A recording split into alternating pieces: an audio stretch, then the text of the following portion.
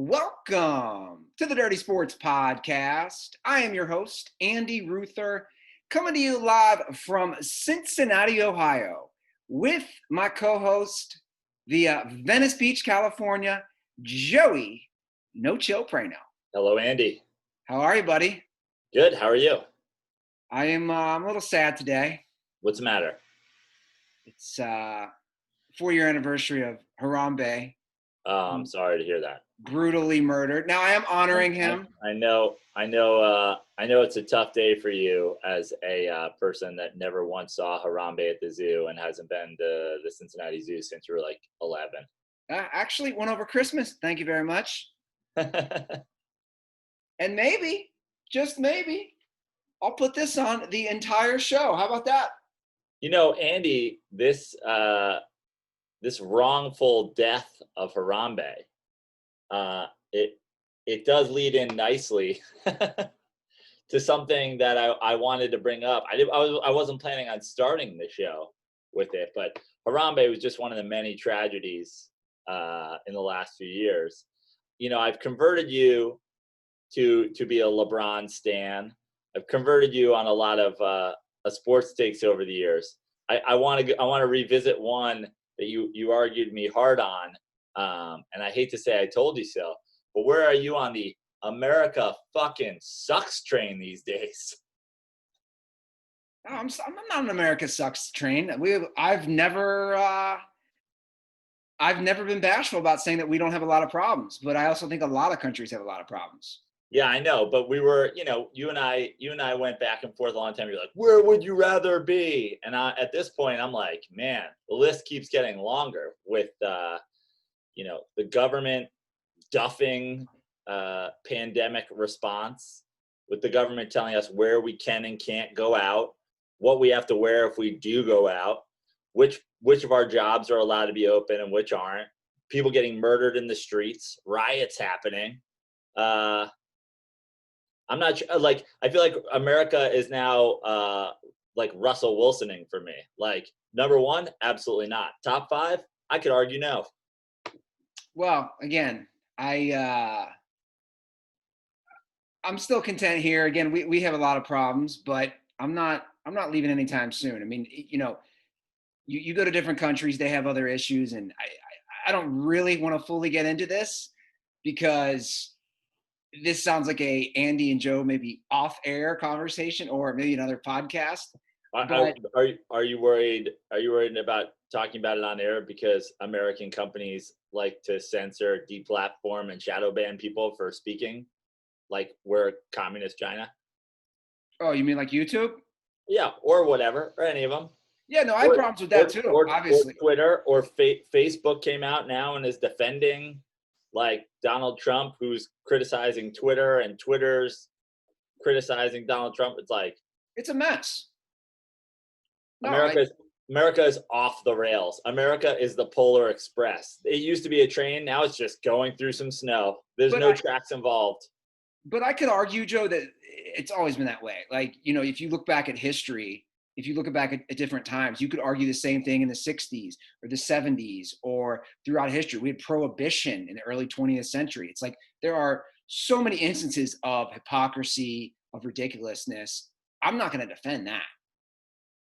But again, I could argue, I haven't maybe seen a lot of the world. I've visited some other countries. I haven't lived there. Neither of you. Like, I think it's a lot different when you actually live somewhere. Right now, I'm just nestled in little suburbs of Anderson Township in Cincinnati, Ohio. And I'm kind of in my own little bubble. I'm not going to lie. You're an isolationist.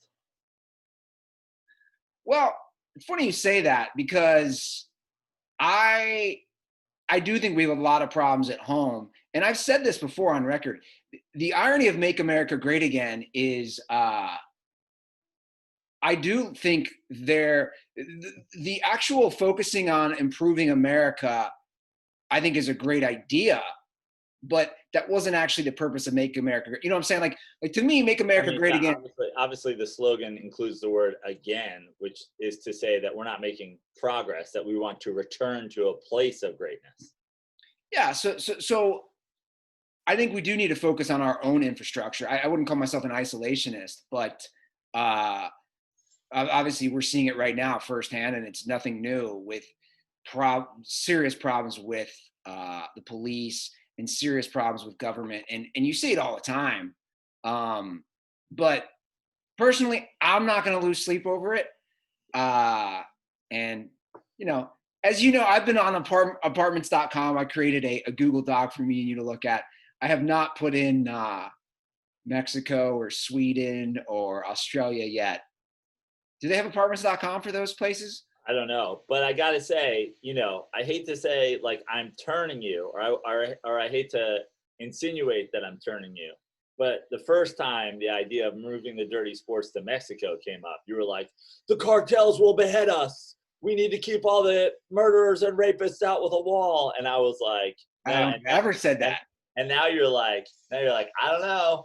Let's talk about making the cartel a sponsor of the Dirty Sports podcast. Well, no, I still wouldn't feel safe in Mexico personally. But what's been interesting, I think, with the pandemic that you and I think, are kind of exploring, which I think hopefully a lot of people are, throughout this whole situation, I think it gives you time to really examine your life, right? Like that's my one piece of advice, not to get all preachy to the dirtballs, but use this time to really examine what you want to do with your life, with your work, with your relationships. And I think like that's been a really positive thing for me throughout all this.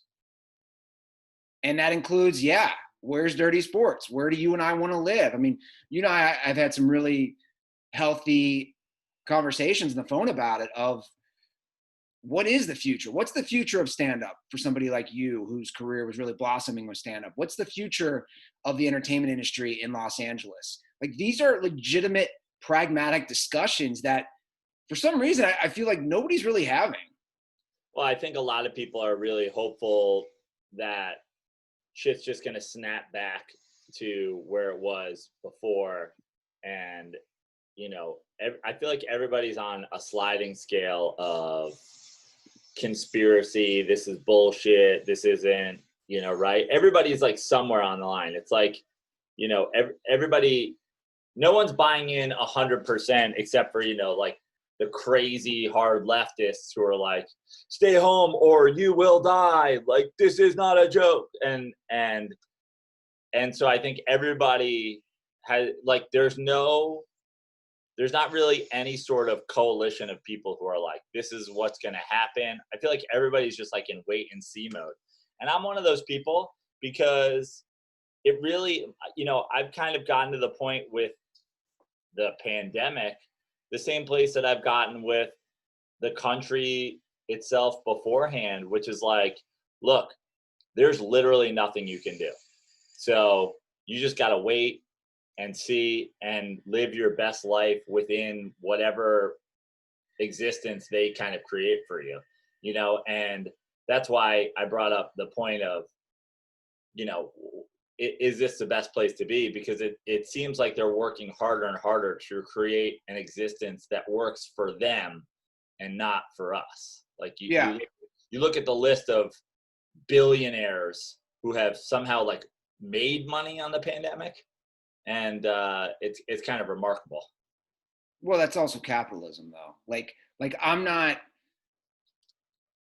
Yeah, but not really, right? Like when gigantic companies get like helped out by the U.S. government and saved economically by a handout, that's not capitalism. No, I agree. 100%. That part of it. My point is, Amazon blossoming even more, and Jeff Bezos now projected to be a trillionaire. That's different than bailing out the airlines. No, trust me. I agree. That's not capitalism. Bailing out any sort of industry, especially an industry like the airline industry that nickels and dimes all of us who fly. I do not support that. I mean, it's the airline industry is fascinating to me. So obviously I didn't fly back like I was supposed to last week, Praino, and they're making such a big deal. I flew American. They're making such a big deal. we're not going to charge you for change of flight. In fact, we're going to keep whatever that flight's value is for a future flight. They're acting like this is such a novel, nice thing. And the funny thing is, literally since they started, Southwest has done this from the start. Like, they don't charge you to move your flight. They don't charge you if it's within the same fare price. So it's just wild to me that one company's always done this, and they're acting like they're throwing you such a bone. And it's like, you should have done this from the start. Well, I mean, that's also a thing with Southwest, is like, that's a selling point. And honestly, that's not as bad, but similarly as bad as like, guys, we're not going to charge you to change flights. We're not going to charge you to change your bags. This is what we're putting on our posters. It's like, there should be like a reasonable treatment of customers. It like, that's the equivalent of being a restaurant and being like, come to Southwest restaurants. If your food's not right, we'll remake it for you. It's like, this isn't an advertising slogan. This is just being reasonable. Sure. No, exactly. But that's my point, is that, you see all this and you see things that aren't, in my opinion, or shouldn't, I should say, be bailed out. And we saw the same thing in 2008 with the whole crisis. But Joe, this isn't dirty economics. This is dirty sports. Well, I know that's an easy transition into sports topics, but the reason I think it is totally reasonable for us to talk about all these things and every bit of this stuff is because, as much as we have, and props to you for creating a rundown twice a week for a sport, there is no sports. Yeah. And it's because of all this stuff. And, you look at how even that's being handled, and it's kind of ridiculous. I mean, I'm sure that you were planning on transitioning into this baseball thing. It's like, now Major League Baseball, it's really not a matter of like illness or contamination or anything. Now, of course, they're arguing over money and games and blah, blah, blah. Yeah, no, you're right. And I was going to transition into baseball, and it has turned into an economic dispute between millionaires and billionaires for the most part. The Major League Baseball released what they deemed, I don't know, what would you call this, the first set of a proposal to get the season going. It was a not only prorated, but also basically they cut the salaries of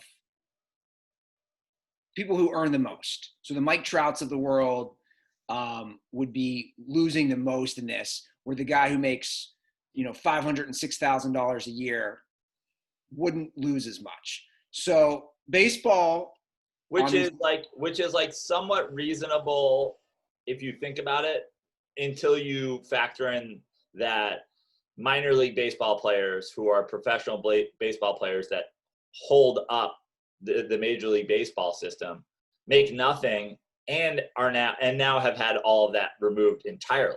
Like minor leagues are just getting screwed totally. So the idea of like, oh, we're going to take care of like the lower paid players. Now, I also think that's just unreasonable, because just the same way as we have taxes here in the US and it's ridiculous, like have a flat rate for everybody.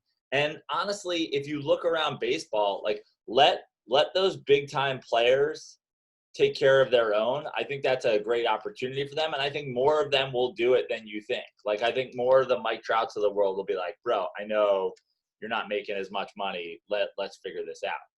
But of course, they've always got to have a plan, and the plan never fucking works. Well, look, the average, I'll just ask you this. What do you think? Let's see how close you are, because I have this number in front of me. What do you think the average career of a Major League Baseball player is? In years? Yes. 3.5. It's the highest of all of between baseball, basketball, and football. 3.5. You're off. It's a little more, which is nice. It's 5.6. Yeah. So about 5.5 years. So, like, look, this would be my response with it still being so low. Joe, if you're only going to play 5.5 years, you want to get as much money as you can, right? For sure. So, like, someone like me is more prone to probably side with the players in this. I know you have to have some sort of compromise, but they were already prorated for their salary. My question to the owners would be, why do they also have to take a reduction in their already prorated salary? Because what's happening? Yeah, it's ludicrous. That's not even a player. That's not even a player owner like choice that you're making. You're not even saying you're just saying pay them for the games that they're going to play. That's Correct. not even being on the player's side, if you ask me. So with the owners, right, with that initial proposal, they're saying prorated and also a reduction in salary. And now what's already out is the players are countering. That was going to be about 80 games. The players are countering that they want to do 100 games and basically a prorated salary. So you're right. Like at this point, I almost feel like the whole discussion of contamination and COVID is kind of taking a back seat to the whole economics of the situation. Right. And which is total bullshit. And that, I hate to say it, but it goes right back to the conversation we were having about, billionaires screwing people over to make money off of this. Like, think about it this way. If baseball comes back for 100 games or 80 games after all of this time of no sports, you're going to get more, there's going to be more interest in every sport than there was prior to this. Sure. Just without a doubt. So the idea that, you're prorating it, you're already going to probably be making more in those 100 games or those 80 games than you would have in those 80 games otherwise. So you're already going to make money. Now you have to take more from the players. It's like truly using the pandemic to make extra money. Yeah. Or save money. And it's absurd. No, I agree. And I mean, the problem is, who looks bad in all this? The players. And it's not even right. Like, the problem is the public has been, in my opinion, duped all the time. Like, this is another example where, I mean, dude, you see it, right? Have you seen the tweets, or you go on social media? Oh, fucking God, there's people who, people who are on unemployment, and this guy like Mike Trout can't go from making 19 million to 7 million. It's like, no, he shouldn't take a reduced salary, in my opinion. Like we need to just come to a reasonable compromise, and the prorated salary is the reasonable compromise. And it's the same thing as I've been talking about with comedy clubs. It's like the owners have been screwing over the talent for too long. So sometimes shit happens. Global pandemics happen. Natural disasters happen. You don't get to change the way you guys pay us because something happened. No, you can only fill half of your room. You can only play half of your games. That doesn't change what we're supposed to be making. You've been screwing us over too long. Like, this is just you having 1 year where you have to not basically take full advantage of people. Yeah. It's ridiculous. It's like there are comedy clubs opening now that are at 35% capacity. Here's a spoiler. If you can open your club and it run with only 35% capacity, that means when you're at 100%, you're stealing money from the comedians. Yeah. No, that's a good point. And obviously, I look, here's my thing. I think they're going to come to a compromise. I mean, can you imagine? Can you imagine if ultimately they didn't play because of? No, but they will. That's why it looks bad for the players too. Is like they will come to a compromise, but now we're not talking about Max Scherzer saying, I don't want to play for this much money because I'm worried I'm going to get sick. He's just saying this is financially unreasonable. Yeah. And it's like, yeah, we all want baseball back. We're all desperate for sports. So everybody's pissed off at everybody who's slowing it down. But meanwhile, the thing is just like, it's so obvious. Honestly, to me, even as if I were an owner, and I know you can always say it when it's not your money, but these guys have just been sitting there not doing anything. Like if I wanted my team to win, I wanted my team to want to compete for the name that's on their jersey, I'd be like, you guys are going to get more than your prorated salaries. Like you've been training this whole time. The idea that you're still baseball players, you're still in my organization. Why wouldn't I pay you? Yeah, and look, I understand that there's going to be no fans, and that will cause a significant financial hit. 15%. But again, the TV contracts are worth billions of dollars. So right, that's what I'm saying. I mean, like, the numbers has been. I know football was the lowest. I think at like 15%. That's like where 15% of their money comes from, is the people actually showing up. But like, that's not going to 50% in baseball. Again, when not having fans means also not having employees there.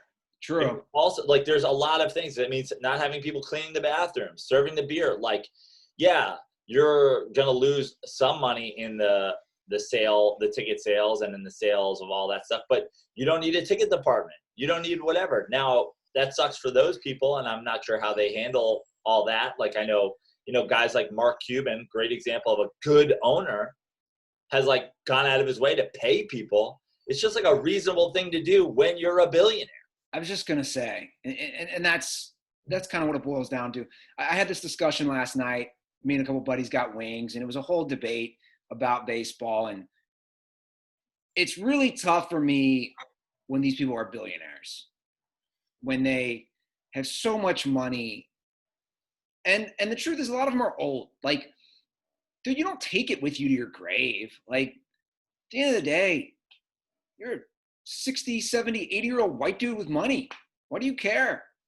Yeah. I'm not saying give it away. I'm not saying like, oh, but just be reasonable. And meanwhile, the thing is that they often do give it away, and they give it away in a way where they can seem like a good person, and like, oh, they donated a library, oh, they put up this building, oh, whatever, and that's their legacy. And it's like, if you're an owner of a sports team and everybody desperately needs sports back in this time, your legacy is going to be helped tenfold by you having a Mark Cuban approach to things than putting up, a library in your city.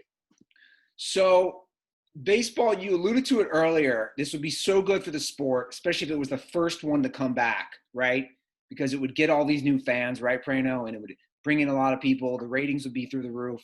I saw a tweet yesterday, and I was looking for the article, so I don't know where this tweet came from. But to me, this is a fascinating stat, and I don't know if you saw this on the rundown about baseball. According to this tweet, again, I Googled it and couldn't find it. A New York Times poll said only 43% of Americans, God, I got Harambe hair in my mouth. Only 43% of Americans know who Mike Trout is. It's shameful. So the best player in baseball, basically the LeBron James of the sport, the Tom Brady of the sport, whatever you want to say, only 43% know Mike Trout. Again, I Googled it and I couldn't find the article from the New York Times or whatever. And who knows, maybe this is completely made up. Probably not. But to me, that actually sounds reasonable, doesn't it? Like, it sounds not reasonable. It's disgusting, but I'm saying it sounds like a stat that would make sense. I mean, sadly, it does make sense for a lot of reasons. Baseball in general being mismanaged to not be nearly as popular as it once was. The Los Angeles Angels of Anaheim being mismanaged and not taking advantage of the fact that they have the best baseball player in the world and potentially ever. Certainly on pace to be one of the all-timers. That's the thing, is Mike Trout isn't Nolan Arenado. He's not Josh Hamilton. He's not playing in one of these places that, is like under the radar. Like, yeah, I understand that the Dodgers are the LA's team, but LA is a gigantic market, and Anaheim and Disney and everything that's down there, it's like the idea that you're not taking advantage of this guy who's a pretty good guy. Like, and by pretty good guy, I mean, he's a great guy, but like he's got a pretty good personality. It's not like he's hella boring. Yeah. Like, he's a decent, he's got a decent amount of charisma. Like, I mean, again, it's shameful, and also it goes back to the same thing that we talked about, with Jordan and The Last Dance. It's like you can totally change everybody, even in a sport, even the fans of a sport who do know Mike Trout. You change their perception of them by how you're marketed. I mean, Mike Trout might go down as one, having the most WAR of all time and being like a top 5 baseball player in history. Right now, I would bet that he would get less Hall of Fame votes than Derek Jeter. Why? Because he was in New York and he's hoisted up and not that charismatic and not that fucking good.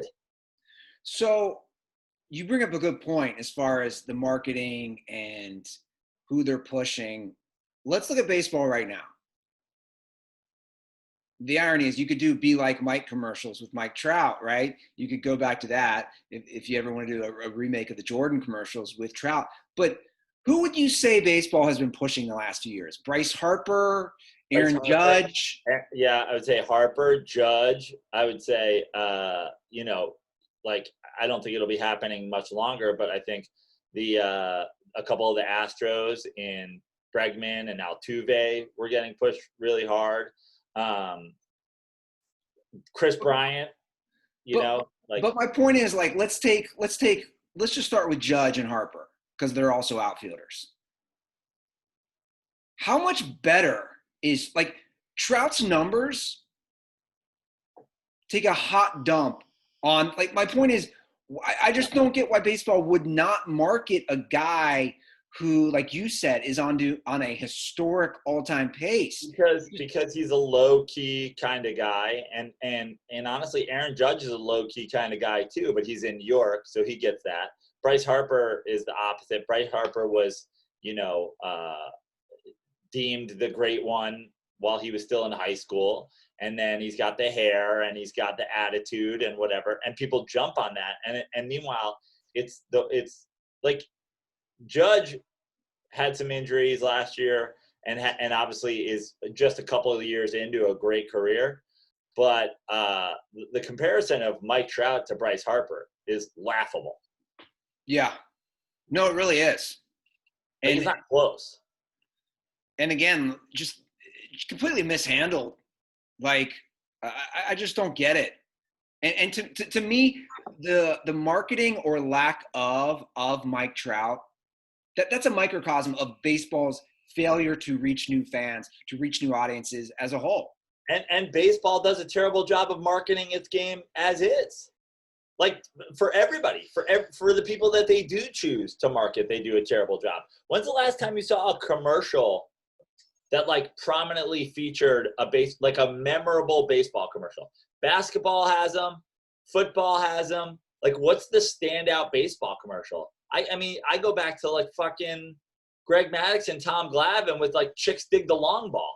Like, Ken Griffey Jr. hitting the ball around the world. Like, when's the last time Nike or Rawlings or anybody put out, like a well done, like, funny, thoughtful baseball commercial? Probably a Jeter commercial, like when he was leaving. Yeah, other than just I feel like baseball markets their guys like they're like shitty local guys. Like, hi, I'm fucking Chris Bryant. Come down to Wrigley Ford, and you're like, like Willie Mays Hayes, like sliding in with the American Express card. You're like, dude, that's 40 years ago. Yeah, no, I know. It's man, they literally had a moment, right? Like, there is silver linings, like we said, through this pandemic. Like, this is the moment to seize the day, baseball. And it seems like they're dropping the ball, for a lack of a better term. I have to also mention that you're talking LA and we're talking the Angels. The Dodgers, I mean, this is classic. You see all these different stadiums are like Miami Stadium, football stadium, Hard Rock. They're going to do drive-in movie theaters. The ballpark in New York, Yankee Stadium, the parking lot's going to be a drive-in movie theater. Meanwhile, Dodger Stadium, they're turning it into a COVID testing site. Yep. Yeah, it's crazy. And I mean, I don't even know if I want to get started, because there's this whole other thing with, like, COVID testing and how each one's being handled, how they're all being done by different organizations, how long it takes you to get back your results, the fact that people are lining up to go get tested when you don't have any symptoms. And honestly, I'm almost starting to feel like these things hurt more than they help, because then the idiots of the world, the Clay Travis types, are out there like, numbers are going down. It's like, yeah, the percentage of people that are getting tested is going and come up with coronavirus is going down. Yeah, because now people who have no reason to believe they have coronavirus are getting tested. Do you know what the chances are of, you know what the percentage of people who have AIDS is? If I just go and ask my doctor, hey, can I get an AIDS test? He's like, maybe you'll start with HIV. No, I think I have full-blown AIDS. What makes you think that? I don't know. It's been in the news. It's like, it's so ridiculous. And honestly, the idea that we're going to take a baseball stadium and be like, hey, 60,000 people a day can drive through and get tested. It's like, I honestly think in a way it'll hurt more than it'll help. I think the city of Los Angeles using Dodger Stadium as a testing site, like, to me, that's also a microcosm of what's happening right now in LA County. Wouldn't you agree? Like, the numbers really aren't that bad. They're really not. If you take LA County, 10 million documented people. Yeah. Like that's from an old census too. Yeah, it's just, I don't know, man. But everybody's looking for a way to justify their actions. And, you know, I've seen a lot of people, and I agree with those people, that are like, hey, this was about not overwhelming the hospitals and flattening the curve. And it's like, yeah, it is. And the thing is just stick with that and say, we have to continue to do that for X amount of times, because the people who know what they're talking about say, if we don't, that we're going to get a second wave, or that whatever, or the chances of overrunning a hospital is still a possibility. But stop changing this into, oh, everybody's going to die, we need a vaccine. Every single person in LA, get in your car and go to Dodger Stadium and find out if you have it. It's like, why? I feel fine. What? Well, and that's the thing. And obviously we talked about, your manager got tested. And she told me her results, she did one of the drive-up tests that we're talking about that they're going to do at Dodger Stadium. Her results took 11 days. Right. So unless you're going to stay home for those 11 days, what did you accomplish? Nothing. And surprise, surprise, no symptoms whatsoever. Didn't have it. Like, no kidding. Yeah. It's like, and also, what are you trying to prove if you go and you do it? You did have it and it's over now, because there's no consistent opinion on, oh, well, now you're good to go. Well, now they're saying, have you seen this? Now they're saying even the antibody test might be complete bullshit anyway. Right. Exactly. So, dude, I've never seen something where no one knows what they're like. I don't know what to believe, Praino, ever. Whether it's doctors, politicians, businesses, like, I have no clue at this point. Like you said, you really have to do a wait and see.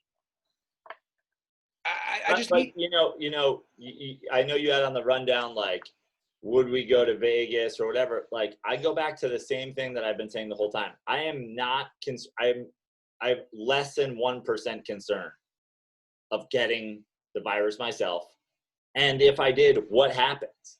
That's the thing, is like, I can be for everybody having a reasonable approach to trying to harness this and trying to make sure that hospitals aren't overwhelmed and essential workers aren't, running 12-hour shifts, and not to let what happened in New York happen all over the country, not to let what happened in Italy, which is obviously a way older country, happen here. But the idea that, people are like acting like they're going to get it and then that's going to be it, like the world's going to end. It's like, I'm not concerned about that at all. Well, you just brought it up, and I do have it on the rundown because Las Vegas is opening up next week. If I said, because I have a big curiosity thing, and especially to see a town that literally functions with zero social distancing. The entire economy of, you can maybe even say Nevada, not just Las Vegas, right? Gambling, nightclubs, pool day clubs, whatever you want to call them, concerts, live entertainment. There's zero social distancing in Las Vegas.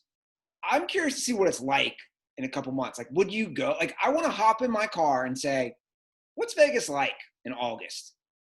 Like, would you feel safe? Yeah, I would feel totally safe. But again, it's really not a matter of whether or not I feel safe. It's a matter of what the numbers are showing in terms of like when you look at the fucking Lake of the Ozarks or Arizona last week or whatever, like how that affects people after the fact.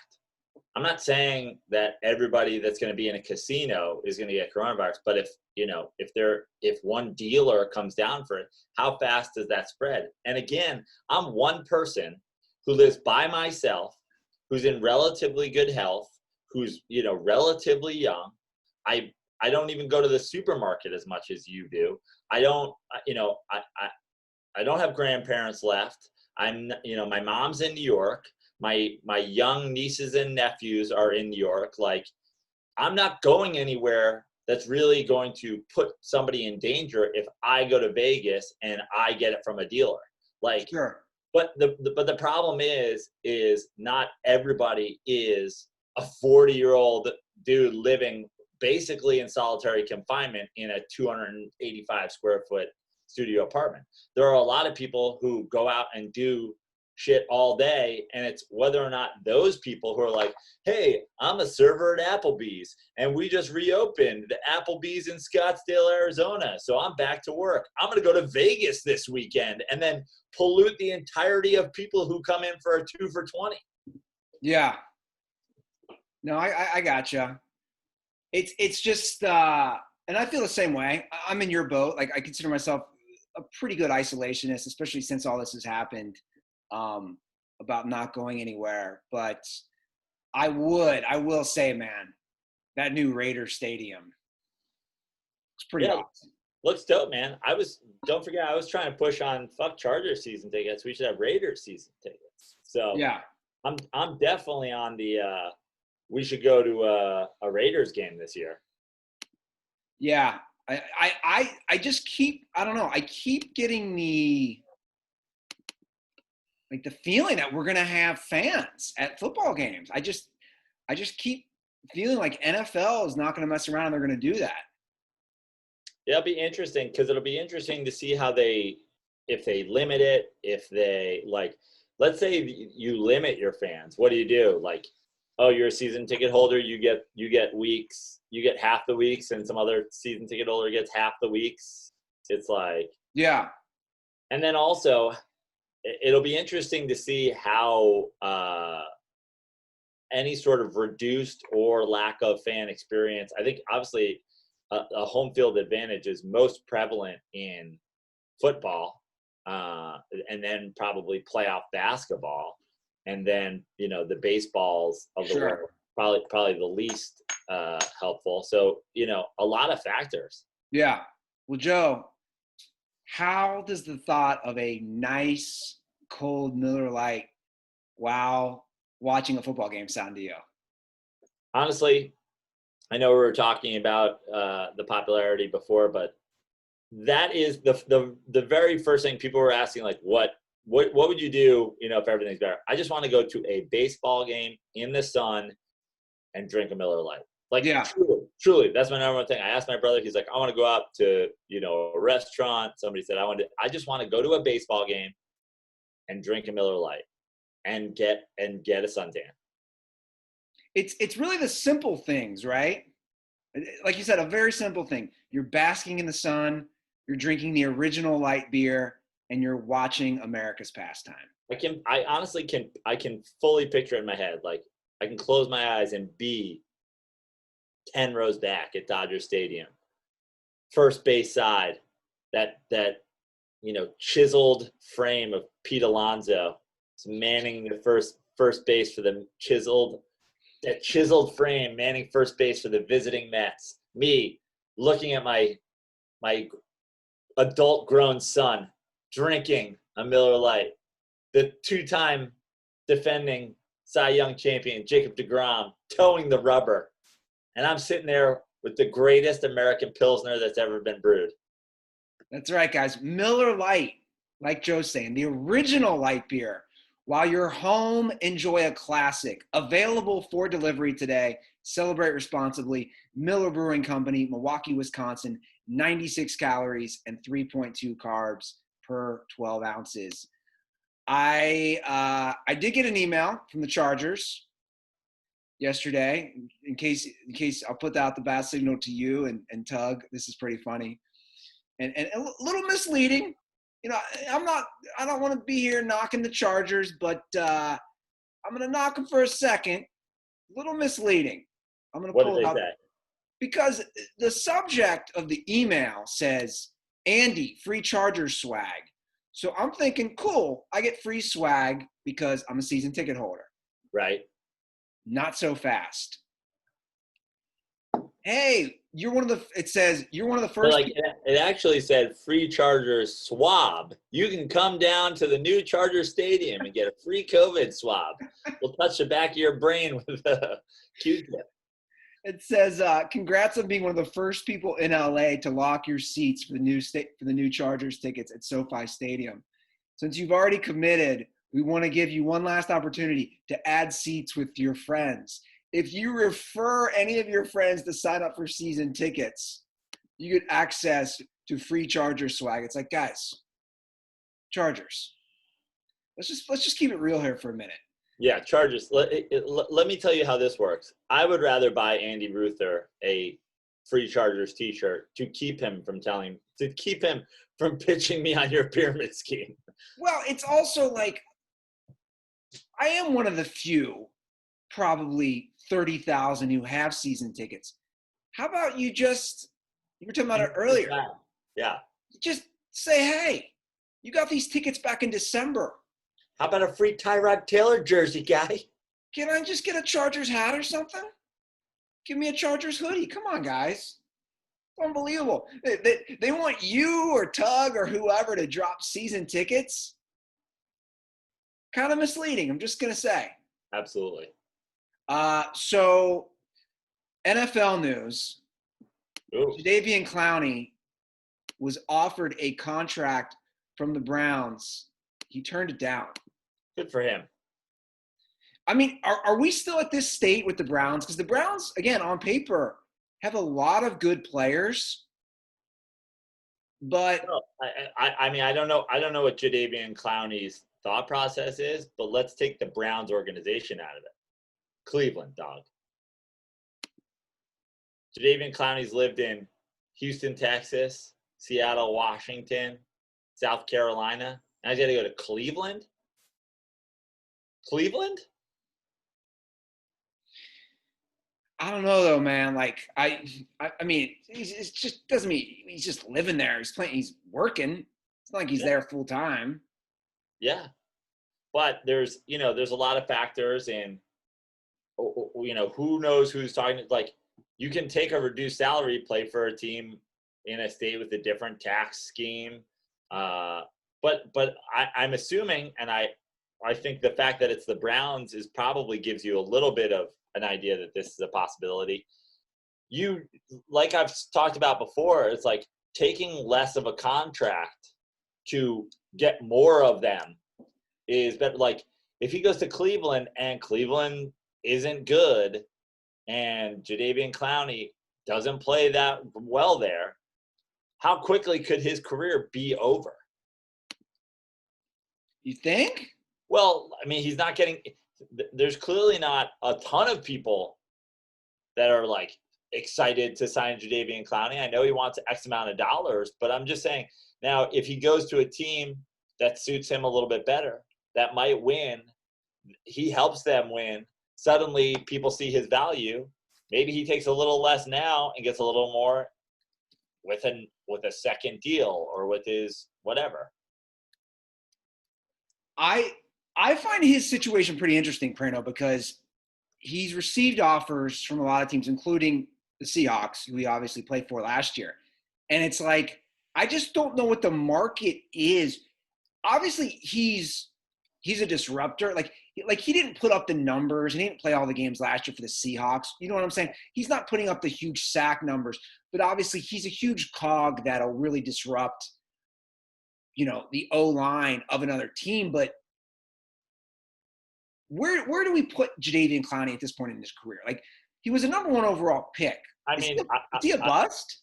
I wouldn't say he's a bust, but I would say that he certainly hasn't lived up to the hype that he came out of college with, being the number 1 pick. And I mean, just even the college highlight tape and the blowing up the Michigan guy in the backfield and all that stuff.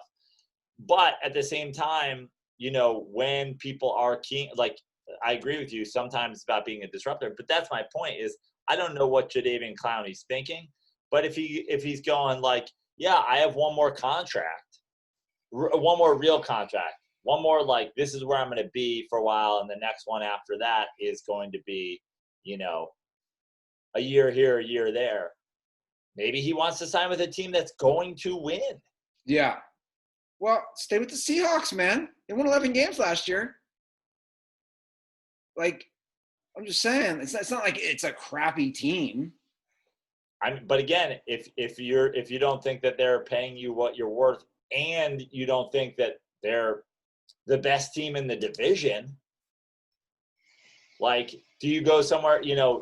Do we think Jadeveon Clowney would take the money that the Seahawks offered him and play with the Niners? And play with the Chiefs? Well, I mean, obviously they won the Super Bowl last year, and they're probably favorites to win again this year. I don't know. Look, here's my point. I don't know what his priority is right now. Obviously, money is a big part of it. But living in Cleveland, playing for the Cleveland Browns organization, and whether or not they're offering him enough money, like, sounds like that's the worst thing if your priority is where you're playing, which team you're playing for, and how much you're playing for them. Are you taking a dig at that Cleveland quality of life? Yes. By the way, I love that you quote tweeted Gold Star Chili tweeting at me.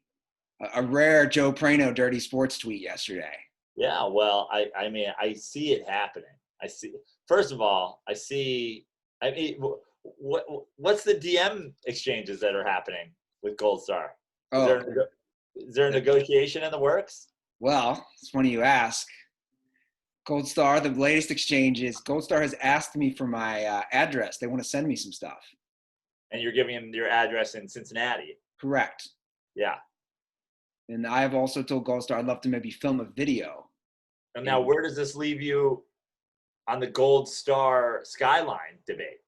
I've been on record saying I'm Team Gold Star.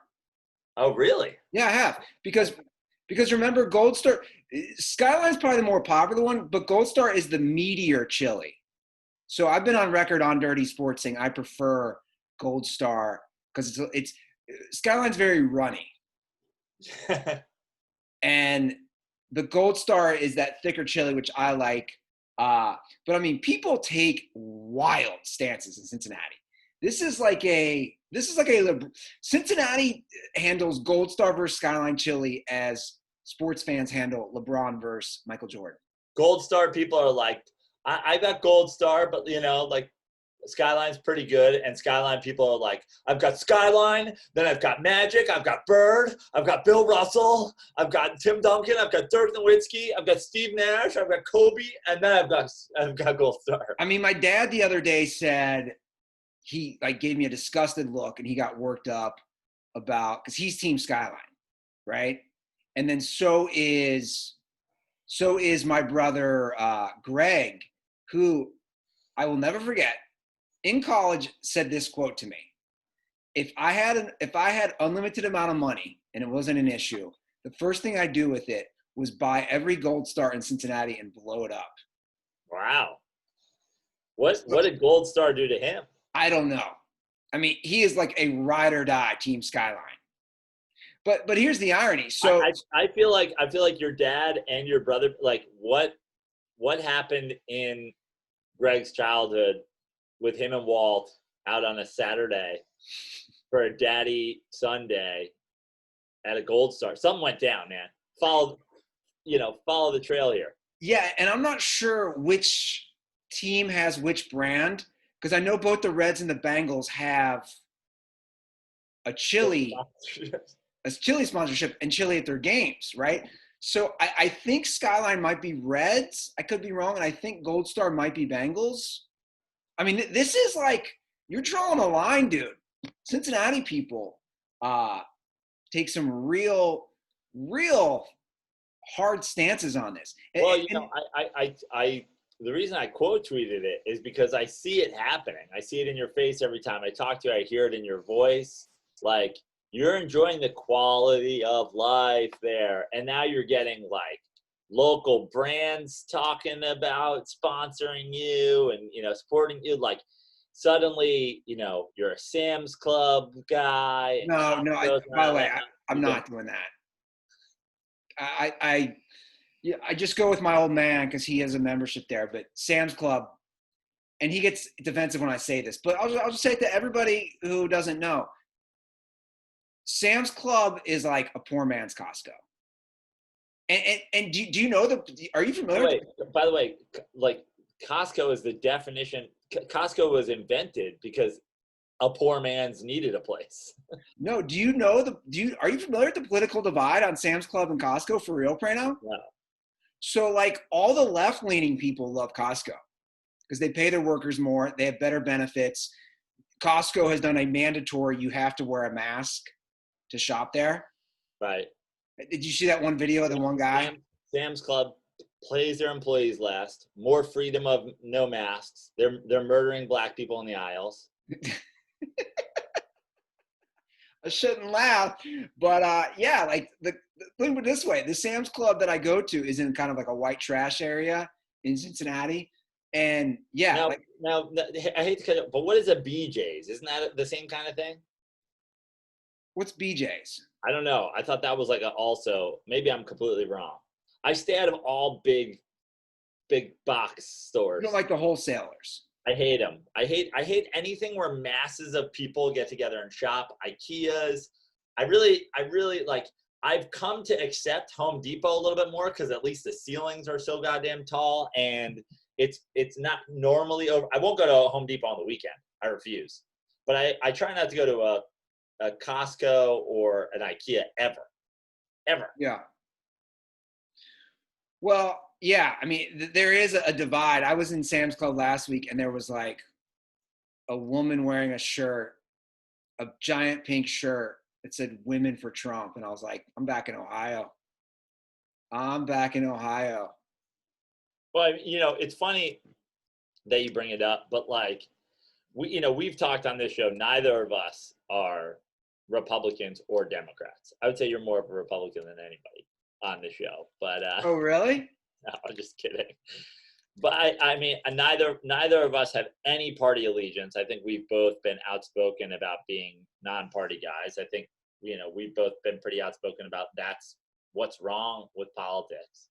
But I do get more and more triggered these days. I just think Donald Trump, like, I still, gun to my head, go back to 2016, I would still vote. If you made me vote for one of them, I'd still vote for Donald Trump over Hillary, and I still stand by the fact that, as I tweeted the other day, I think Donald Trump is good in that we need to bottom out, and I think he's doing that. But what's amazing to me at this point politically is like, embrace that portion of it. Embrace that we are the Sixers of 7 years ago. Trust the process, bottom out, get a number one pick, break it down and start it over. But there are people who are like, Sam Hinkie's doing a great job. I actually like the roster he's put. Like, people who defend what Donald, it's like, I've never seen a sickness like defending Donald Trump. Oh, it's just as bad on the left, Joe. It's just as bad, the defense of every other. But the defense of who? Oh, you see it. The people who defend Hillary to death, or even you already seen it now with Joe Biden, dude. Like, people are just, I mean, we've seen the hypocrisy with the whole Tara Reid thing versus like a Kavanaugh, just how they. But I guess the difference is that like at least the left is going like it's better than Trump. You know, that stupid like lesser of two evils thing. But like like I always do it on Twitter. If you go under the tweets that have Biden on, you know, what was the show he was on the other day? Where With Charlemagne. Yeah. The horrific, dumbass racial comment. You like, ain't black. You ain't black. You go under that. You don't see anybody who's writing these like long things about how he's 100% right. It's like, it's ludicrous. It's ludicrous that you go under these things and like that you go under a black guy getting like strangled to death for 10 minutes and people being like, well, what was he doing? It's like, what are you talking about? Yeah. No, I see your point there. I am looking forward to the debates, by the way. I won't pay. Dude, Biden is he's just not with it. Like, I believe that. I've seen enough interviews. Neither of them are with it. I know, but he's going to like forget where he's at mid debate response. It's like, it's so ludicrous. I have now, even more so than I have been in the past. I'm just like, oh, dude, what was your initial tweet about the two rapists? Yeah. Didn't you have one? Yeah, like which rapist are you voting for? A rapist with the red tie or a rapist with the blue tie? Dude, you have to admit, and I know the PC and the very just like include everybody movement would hate this. They've tried so hard and pandered so hard, and here we are, two white dudes in their 70s. It's kind of funny, like funny in a just sad, pathetic. You know what I'm saying, though? Yeah. Like the system is just, it doesn't matter. But that's where we're at. But but you know, that is where we're at, and that's why I go back to, you know, to circle all the way back around to the beginning. It's like I've accepted, you know, just be like, try to create the life that you want to live within, you know, all this nonsense. Not having sports really makes that harder for me. Yeah. At least that's a distraction. But you get to the point there where, you know, people are sharing with us Australian rugby clips and whatever, being like, yo, this is happening. I lean more and more toward like, man, I could watch baseball from Australia. Yeah. I could watch baseball from Mexico. Well, look, hockey, obviously, they put out a plan, 24 teams, a 24-team playoff. They don't have set dates yet. You'd watch hockey. I'd watch hockey, right? I mean, for sure I'd watch it. I still don't think, you know, it would just be like, it would be a novelty. It would be like, oh, I'm watching hockey because nothing's on. So they're trying to do 2 hub cities as well, which I don't really fully understand. They have like 10 cities to choose from, and they're going to do 2 hub cities, one for the Eastern Conference, one for the Western Conference. And it looks like they're going to have a season or finish it through the playoffs, but they didn't give any dates. Dude, is it just me, or does no one know what the hell they're doing?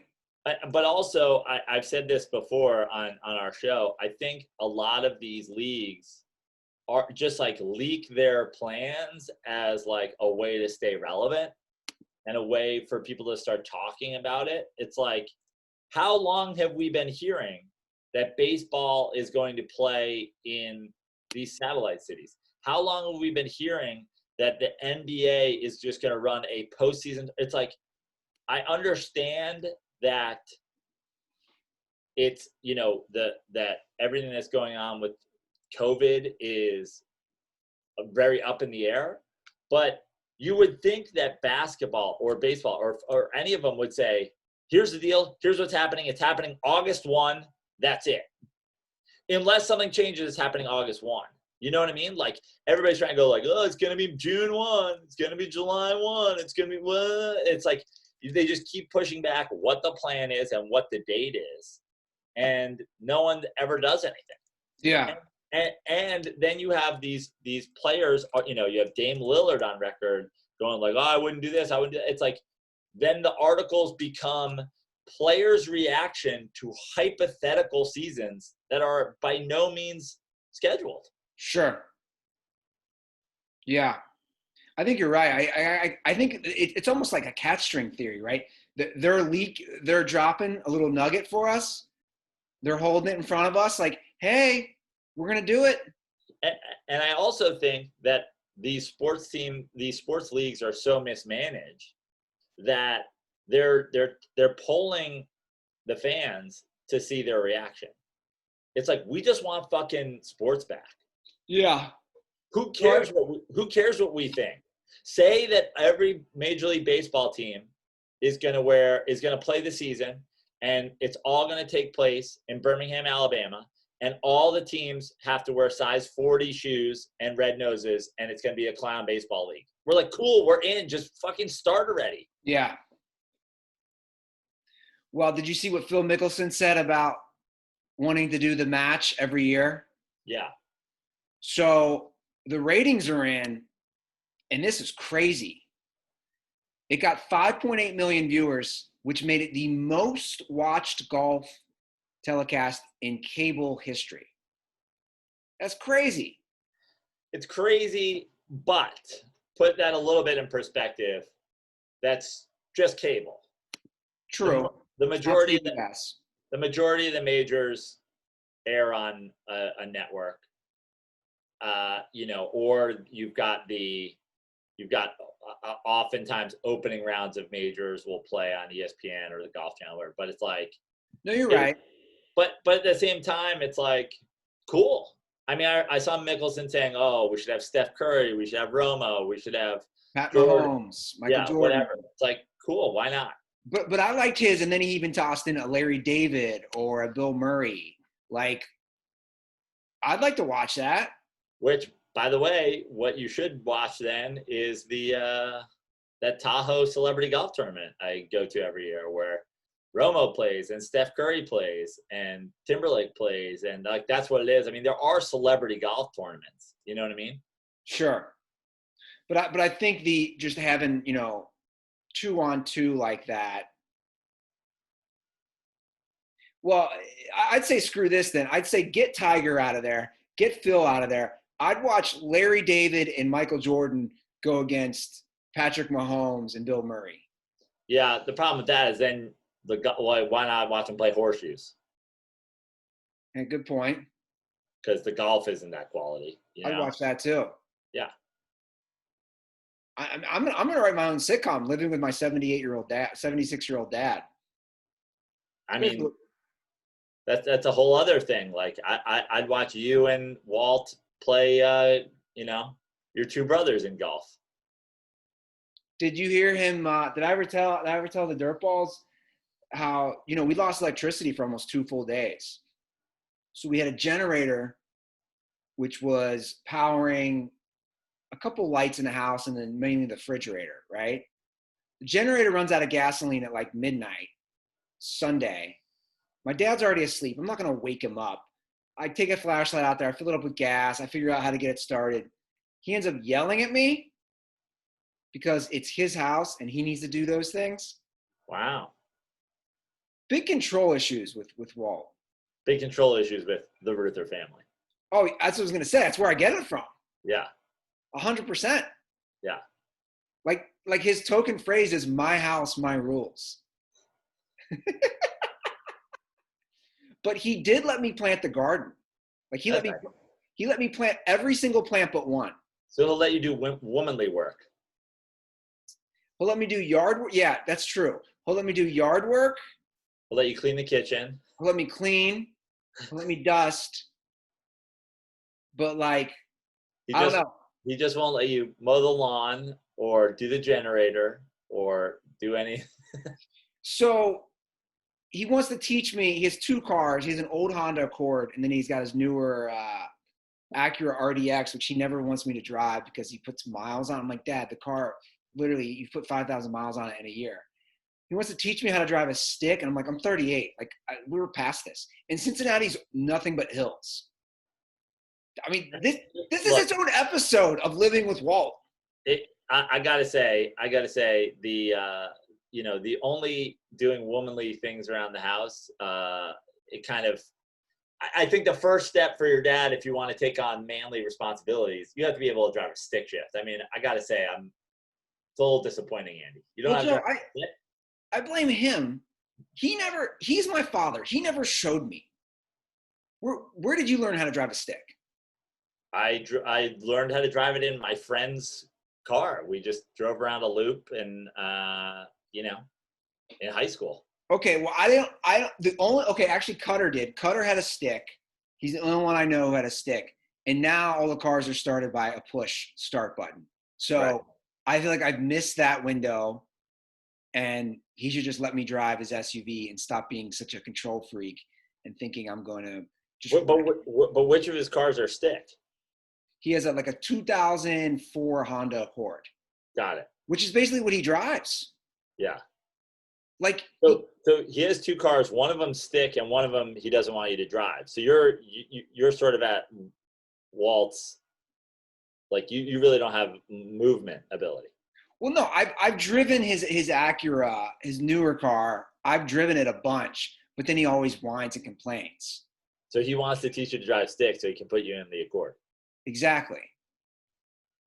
That's his move. I got to say, everything I know about Andy Ruther and the fact that you're 38, I don't really even feel safe with you out on the road learning to drive stick at this point. Yeah, right? Like my buddy was laughing last night when we went to get wings. He's like, dude, there's nothing but hills in this town. Like, I don't know. He said the same thing. I don't know how I feel about you using a stick.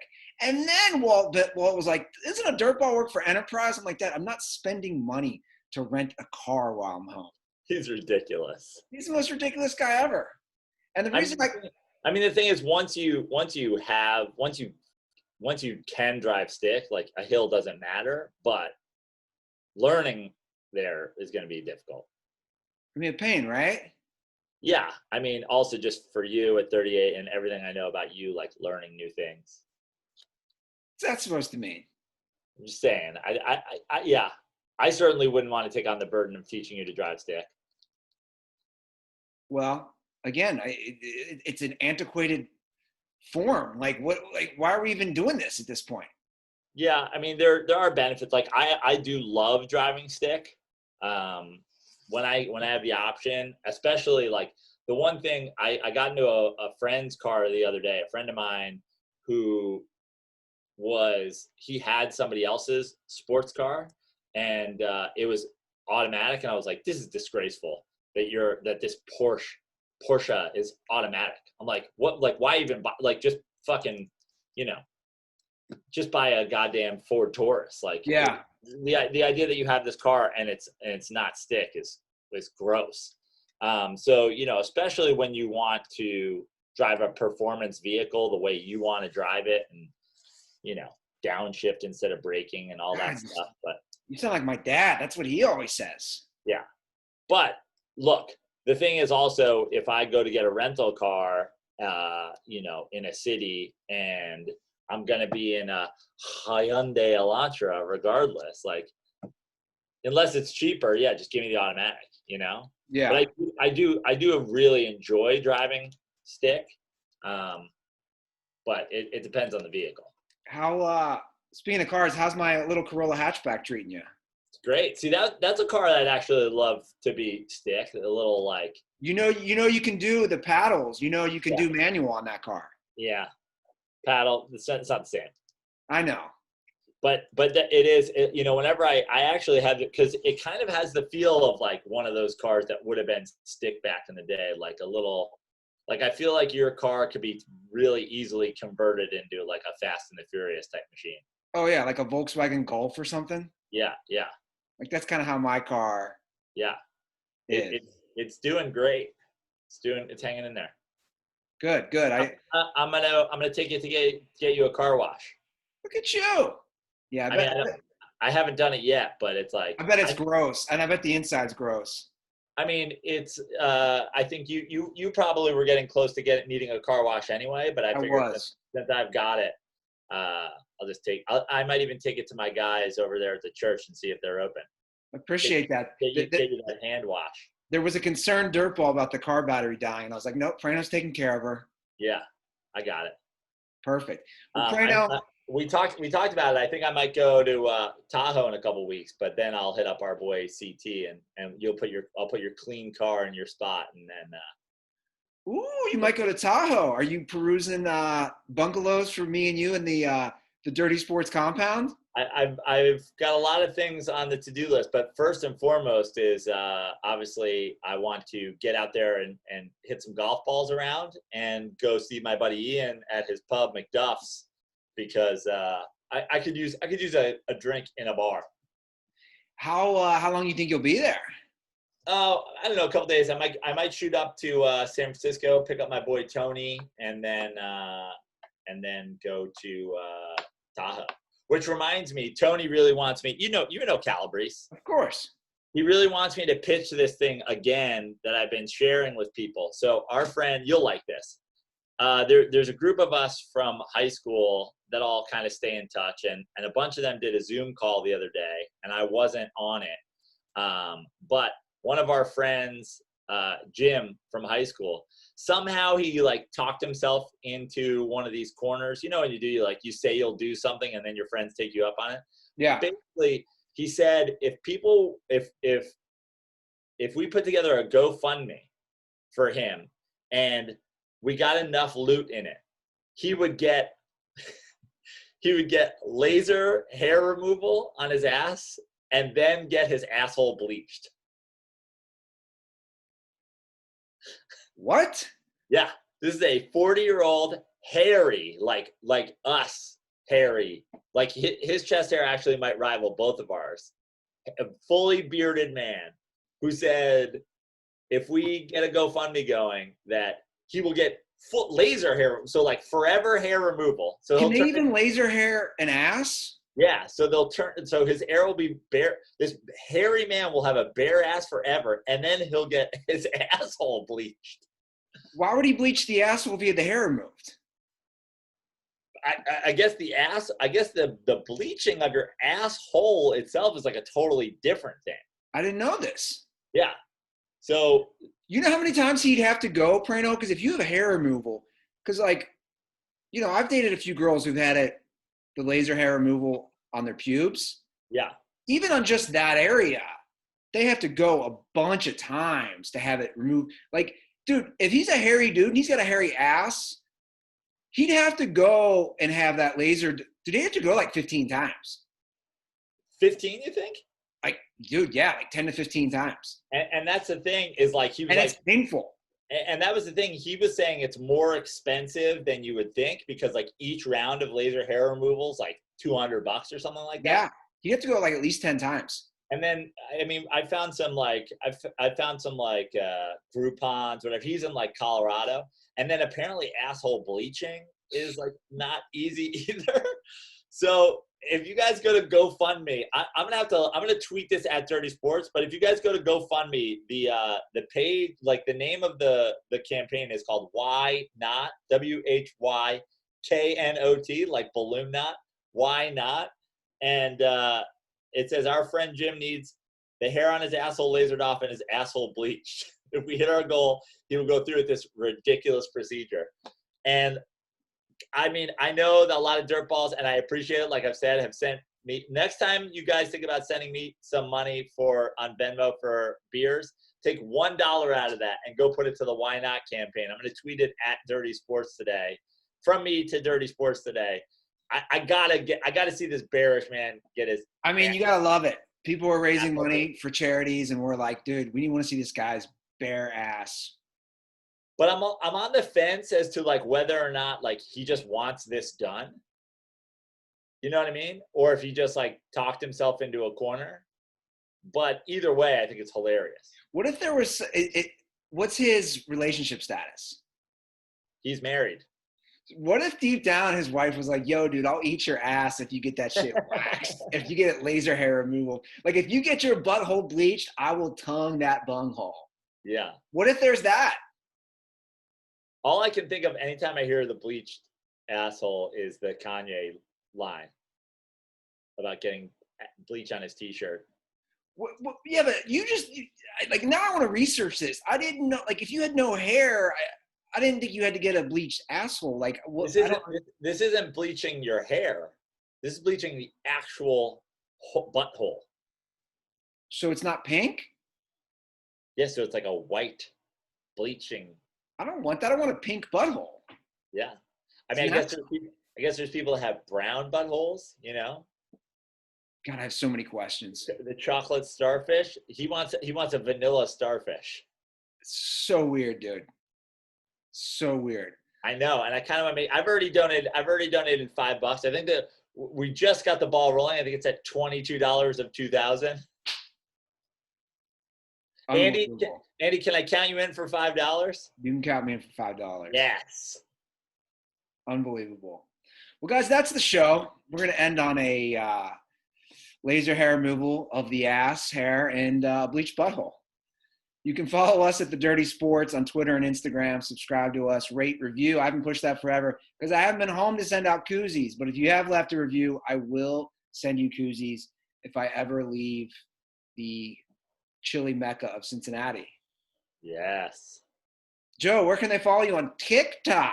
Follow me on Instagram at Joe Praino. I've got Nikki D working on some stand-up. I'm gonna put out a little bit of stand-up for you guys since we're stuck and I may never do actual stand-up comedy again. May as well share some of the old stuff with you guys. So Nick's been cutting some clips. So follow me at Joe Praino on Instagram. Follow me at Joe Praino on Venmo. I appreciate all you guys. I love, again, I say it every episode now, but every time I get a little note and there's like clinking beer glasses or the beer stein or Miller time or whatever, like I've gotten a couple. My favorite ones too have been guys who've been doing sports ones. I think CT sent me Andre Miller time. I've gotten a couple Von Miller times. Nice. At Joe Praino on Venmo. But all I ask is this week, if you guys send me any beer donations, take 10% out of whatever you were going to send me and put it to the bleached asshole campaign. Unreal. All right, guys, that's the show, Dirtballs. Have a great weekend. Stay safe. Stay merry. But most importantly, stay dirty.